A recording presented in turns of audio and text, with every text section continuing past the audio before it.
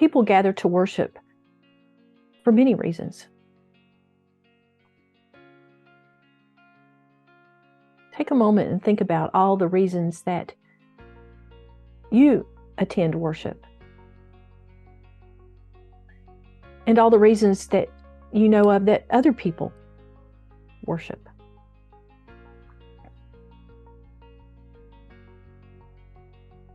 In worship, we embody what I want to call for today and for our session this week, public prayer.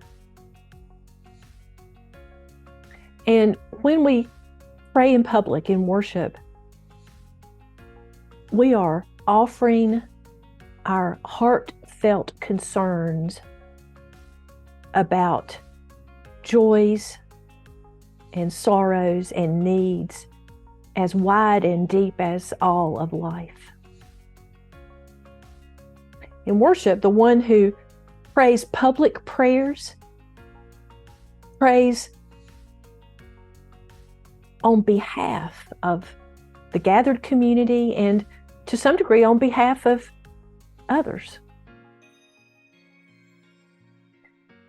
Because the one who prays public prayers prays on behalf of others, then I think that we might consider the prayers of a worship service to be in some kind of mysterious, almost inexplicable way, the voice of the people.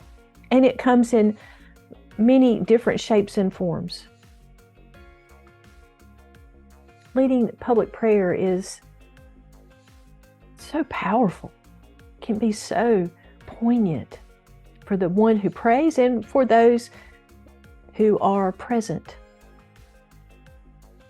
And so I want us to think about this from a couple of different perspectives, and then to imagine if we are the voice of the people, then how can we stretch our imaginations about all the different ways that God is working and present in people's lives? And how do we give voice to all those different imaginings? So this week we're going to explore an ancient form of prayer, an ancient form of utterance, sacred utterance. And before we do that, I want us to take a moment just to spend some time thinking about who God is and stretching our imaginations about the kinds of words we use to speak about God when we pray in public on behalf of the people with whom we are gathered. I want to light a candle, ask you to get out your pen, your pencil, whatever writing tools you want to use, and just do some brainstorming. Here are the prompts. First, I want you to think about all of the verbs that you can imagine or that you've experienced that indicate divine activity. If you're not sure how to do that, then just say God, and then what is it that God does? God, okay, the verb heals, forgives, creates. And I want you just to list all of those verbs that you can think of that indicate divine activity.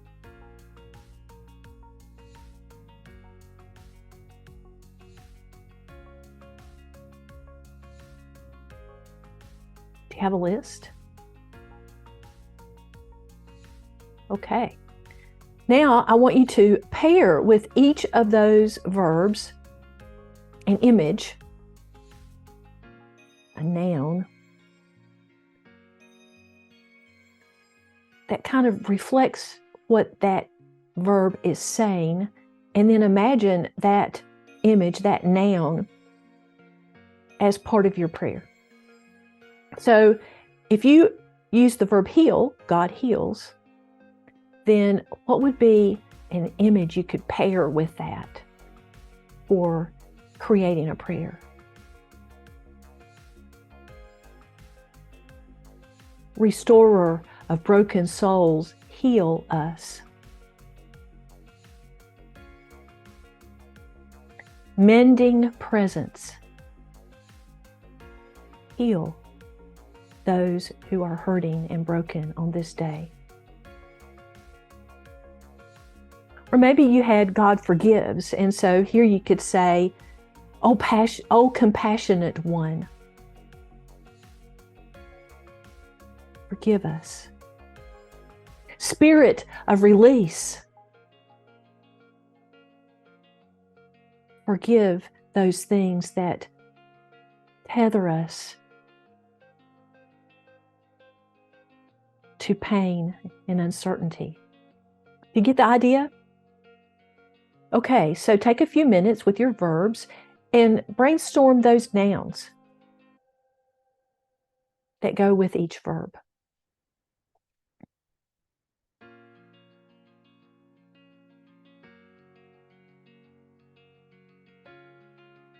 Now, the next step is for you to brainstorm in a list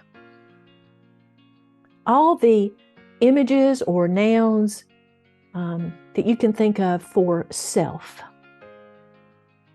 And here you might put an adjective and a noun together. Believing child. Trusting creature.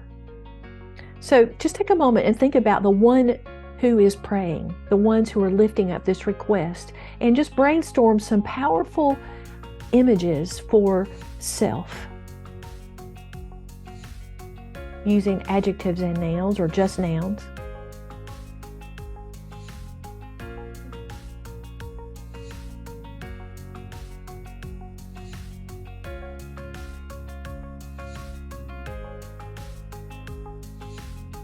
I hope you are developing some really expansive lists with depth and beauty, things that maybe even are causing you to ponder deeply about prayer and who God is and who humans are and what community means. The final step in this exercise is for you to brainstorm the things that you pray for. Love, water, bread, a word, shelter.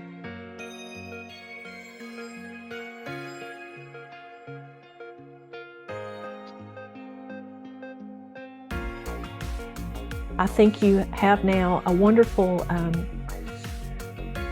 set of words, verbs, ideas, concepts to feed and nourish the writing of the prayers that we're going to do in this week's module.